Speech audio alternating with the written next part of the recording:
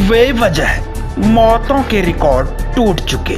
अब सांप बिच्छू के बसेरों में लोग क्वारंटीन हैं। भूख बेरोजगारी के बाद करीब 2 महीने सब कुछ गंवा चुके लोग गांव की तरफ लौटे तो नई मुसीबतें सामने हैं। प्रवासी का ठप्पा है, हर अनहोनी की तोहमत उन्हीं के सिर होगी। जिन भवनों में वर्षों से कोई नहीं गया, वहां लोगों को एकांतवास में रखा जा रहा है। अधिकतर पंचायत भवन और स्कूलों की हालत खस्ता है। वर्षों पहले बने इन भवनों पर मकड़ी के जाले या यहाँ तक कि दोबारा पुताई तक नहीं हुई। बिजली, पानी और शौचालय का कोई इंतजाम नहीं है। ज्यादातर भवन कई सालों से खुले ही नहीं। प्राइमरी स्कूल बंद हुए 3-4 साल हो चुके हैं। खिड़की दरवाजे टूटे हैं, छत से सीमेंट के टुकड़े गिरते हैं, टपकते पानी से फर्श पर गड्ढे बने हैं। जब महामारी कम थी तब नियम सख्त थे।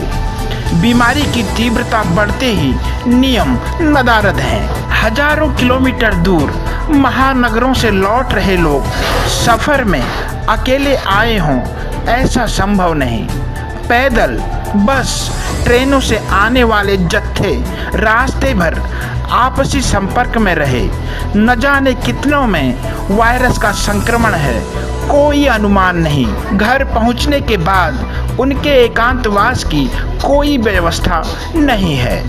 अपनी समझ से गांव वाले जिन कमरों में उन्हें रोक रहे हैं, उनकी क्षमता बहुत कम है। 14 दिन तक एक कमरे में दर्जनों भर से अधिक लोगों के ठहरने की जगह मिल रही है। लोग जैसे तैसे 2-3 दिन काटने के बाद परेशान हैं।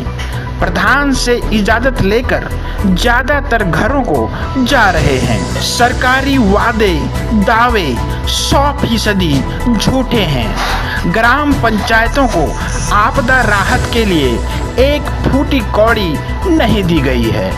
पंचायत प्रतिनिधि अपने दम पर कुछ व्यवस्था कर रहे हैं। कुछों को भविष्य में उधार चुकता करने का भरोसा है। समाज सेवा में लगे लोगों की स्थिति भी अब ऐसी नहीं कि वे ज़्यादा समय तक मदद का हाथ बढ़ा सकें। गांवों में अधिकतर परिवार बेहद गरीब हैं। उनका भरण पोषण बाहर गए सदस्यों के सहारे चल रहा था। अब सभी बेरोजगार हैं। घर से क्वारंटाइन सेंटर तक भोजन पहुंचाना भी सबके बस का न रहा। सोशल मीडिया पर राशन वितरण करने वाले भी अब दूर दूर तक दिखाई नहीं देते।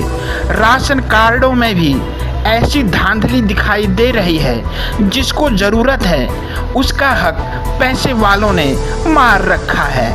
कई लोग ऐसे हैं, उनके पास संपत्ति है, पैसा है, फिर भी गरीब दिखाया है और मुफ्त का राशन डकारे जा रहे हैं। ऐसी हालत में भला कोई कैसे बचेगा? महामारी का भय, स्वास्थ्य की चिंता, भविष्य का अंधकार, खेती रोजी का संकट, हताशा, नाराजगी और नाउम्मीदी में असहाय लोग अब कुदरत के भरोसे हैं। प्रतिपक्ष संवाद के लिए जगदीश तिवारी की खास रिपोर्ट।